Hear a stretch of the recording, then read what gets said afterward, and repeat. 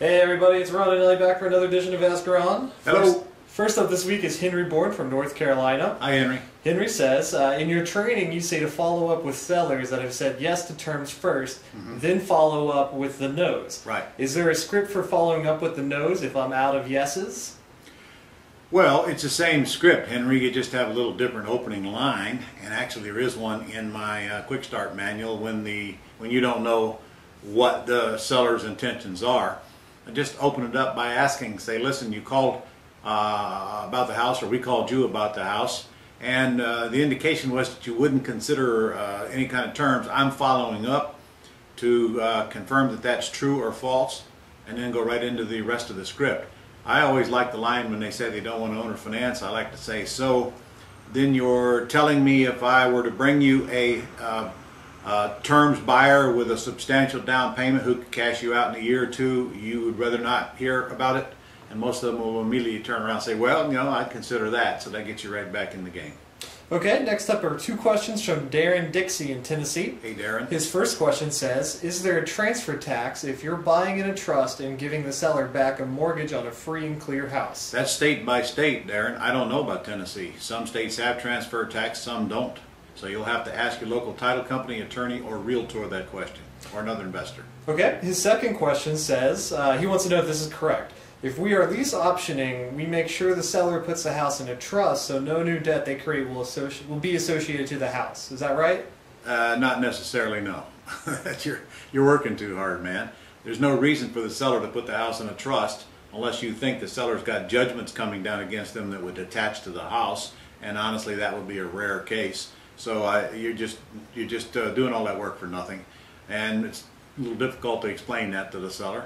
It's in their best interest if they were to do so, but honestly it may confuse them and create more harm than good. But if it's been working for you, fine, but there's really no reason to do it. Okay, next up is John Kefelis in California. Hey, John. Sorry about your last name. I'm sure it was massacred. He says, I have a question about your notice of real estate option agreement.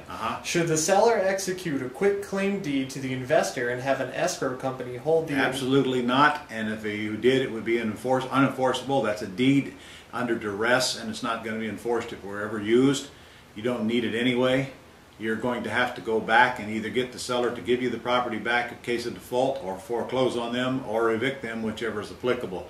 A deed held in escrow is going to create you more harm than good, because you might think that it'll work if they skip out on you, but they could come back a year or two later and dispute it, and you would likely lose the case.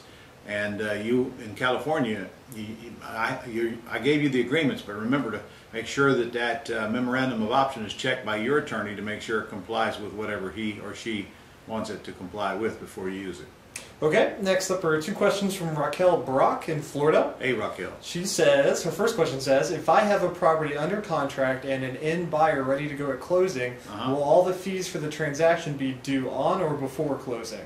All the fees are always due at closing, not before closing, but at closing. There are some exceptions if somebody wants to order an appraisal in advance or do a termite check in advance, things like that, but the actual closing costs are always taken out of the closing proceeds or brought to the closing by whoever is paying them if they don't come out of the proceeds.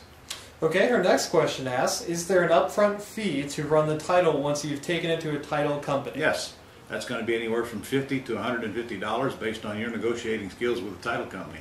And they're going to want it up front, or, you know, they probably bill you for it, but certainly they're going to want it before closing. Some of them might wait till closing, and in fact, once you get a relationship with them, some of them might even do it for free, but that's assuming you're going to bring them business, which is not very likely because you're not going to be buying title insurance unless you're paying cash for a house. If you're not buying title insurance, then you can't bring title companies business. Okay, next up Bob and Carolyn Page from Virginia with a question. Hi all. They says they live in a military area and several people have told them that they cannot lease or purchase or they will lose their VA loan. Do you have any advice? I don't know exactly what that means. I don't understand what the question is, but let me just assume that I do. First of all, any VA can lease option his house, and in fact, a VA can sell his house on a land contract and not have the loan call due. If you go to va.gov, you'll find that terms right in there. So they specifically say that. I think they did that in an effort to help the veterans. to give them an easy out. There's nothing stopping a veteran from lease optioning their house. There's nothing stopping you from lease optioning a house from a veteran. So I don't know where that came from or where you got the information, but you should check that out on your own, but I think you'll find my answer is absolutely correct. Okay, last up this week is Debbie Wood out in Texas. And Debbie. she's working on $1 million house. She's got a quick question for you. Right. She says the owners are ready to deed to her, and Yes. she has a cashier's checks to pay back both the first and second lenders for her back payments. The homeowner said that the second mortgage gave them an amount to come current yesterday, but now it won't let them bring the payments current before foreclosure. The first didn't foreclose, but the second did. So she wants to know if that's possible. Yes, get yourself an attorney that represents them and you, and let your attorney handle it. I cannot possibly help you with that. I don't know the rest of the details, and any advice I gave you would be poor advice. I do know that the second mortgage company does not have to take the payments. They can call the entire loan due. So you need to get to the bottom of it and find out, well, what's on their mind. Unless there's a lot of equity in this property and somehow they want it. I just don't know the rest of the story. Get an attorney, please, before it's too late.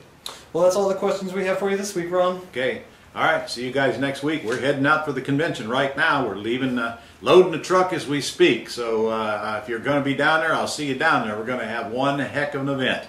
If you're not going to be down there, I'm terribly sorry. You're going to hate yourself for not going. Wait till you hear how great it was from the people who attended. See you next week.